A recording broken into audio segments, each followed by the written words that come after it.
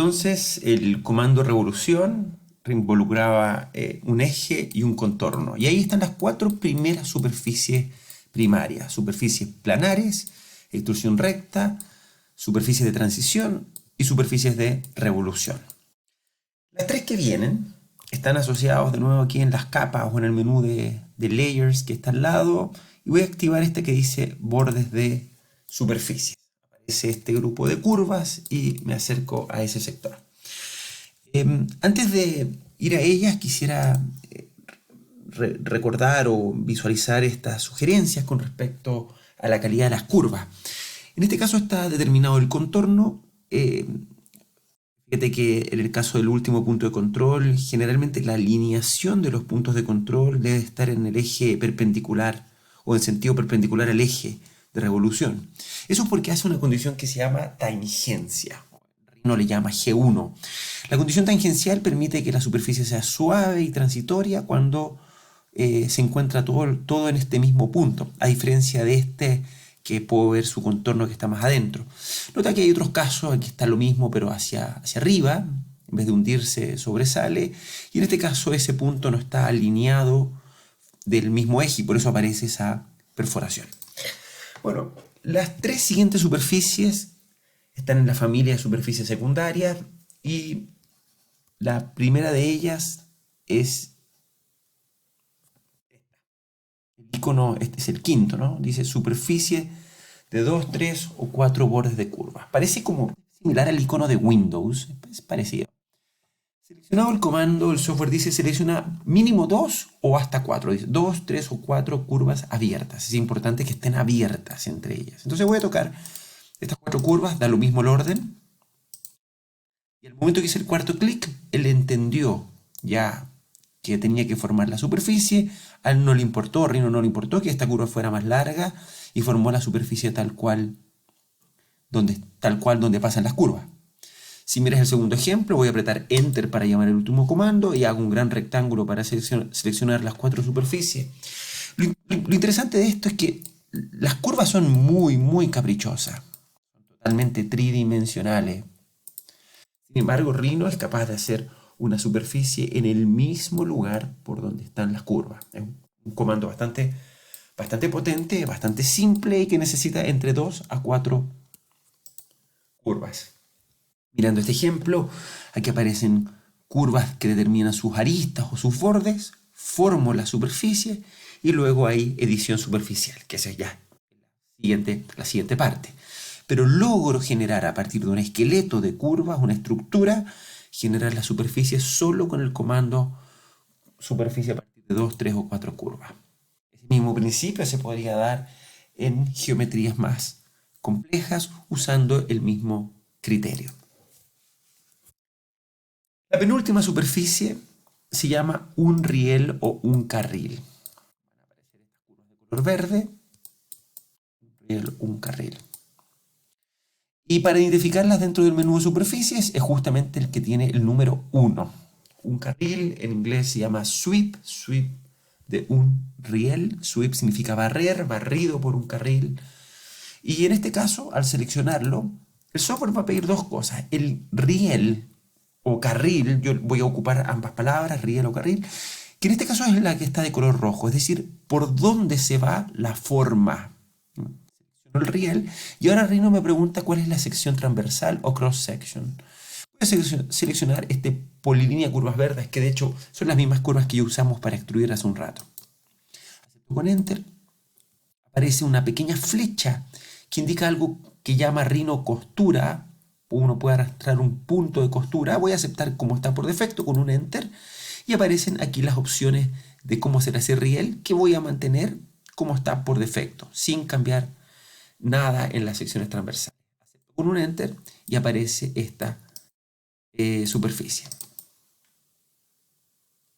El cross section o sección transversal se barrió por donde estaba la curva roja. Si miramos lo mismo en el otro ejemplo, esto uno ya puede como entender o previsualizar cómo va a ser la superficie.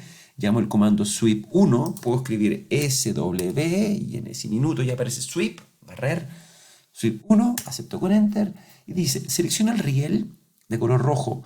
El riel siempre es donde se barre la forma, por donde se va la geometría, por ahí se va, y esta es la forma, cross section.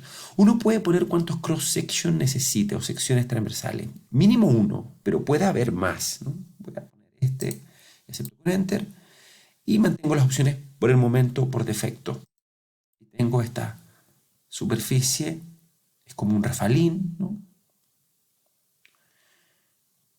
Mantiene el arco, ese es el cross section, y se barre a lo largo de la superficie. Yo voy a hacer un pequeño cambio, un pequeño ajuste muy sencillo. Voy a, por ejemplo, dibujar una línea de un largo arbitrario, no es tan importante, y la voy a poner justo al final, en esa ubicación.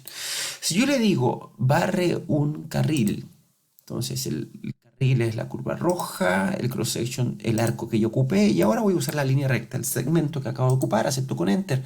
A diferencia del anterior, la transición, acepto por defecto, es bastante interesante, ¿no? Del arco a la línea. Mínimo una sección transversal, uno puede poner todas las que necesite. En este ejemplo, momento de ver la sección transversal, similar a ese concepto. Ahora, el principio de dos carriles es inevitable pensar en las líneas de un tren. Ahora, en las líneas de un tren, los carriles o los rieles deben de ir siempre paralelos, por razones obvias. Pero en Rhino no es requisito que vayan paralelos, pero sí el principio de pensar en una línea de tren ayuda a entender cómo funciona conceptualmente este comando. Voy a llamar entonces la última capa de este video, que se llama dos rieles, que aparecen dos ejemplos. El comando es el que tiene el número 2 o sweep 2. Voy a escribir sweep 2 o llamo el icono. Y dice selecciona el riel y aquí está el mismo principio. Está marcado en color rojo, ¿no? Es por donde se va la forma. Entonces voy a escoger, en este caso voy a tomar primero este. Tomo uno, luego el otro. El orden es irrelevante. Rhino va a identificar cuál es primero y cuál es después. Y ahora dice cuál es el cross section, cuál es la forma. Y puedo tomar el primero y luego el segundo, da lo mismo el orden.